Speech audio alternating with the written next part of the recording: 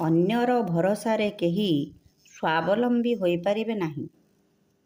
ସ୍ୱାବଲମ୍ବୀ ସ୍ୱତନ୍ତ୍ର ସ୍ୱଧର୍ମ, ଆତ୍ମବିଶ୍ୱାସ ଏବଂ ଆତ୍ମବଳକୁ ଧାରଣ କରିବା ପାଇଁ ପ୍ରକୃତ ଶାନ୍ତି ମୁକ୍ତି ପାଇବା ପାଇଁ ନିଜ ଜୀବନକାଳ ମଧ୍ୟରେ ପ୍ରଚେଷ୍ଟା କରିବାକୁ ପଡ଼େ।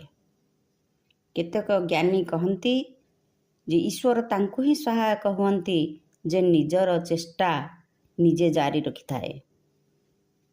ଯେ ନିଜର ଖାଦ୍ୟ ସଂଗ୍ରହ କରେ, ରୋଜଗାର କରେ, ସେ ନିଜେ ଖାଏ।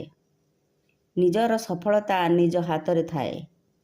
ଈଶ୍ୱର କାହାରି ଉନ୍ନତି କରିପାରିବେ ନାହିଁ ଯେ ନିଜେ ନ ଚାହିଁବ।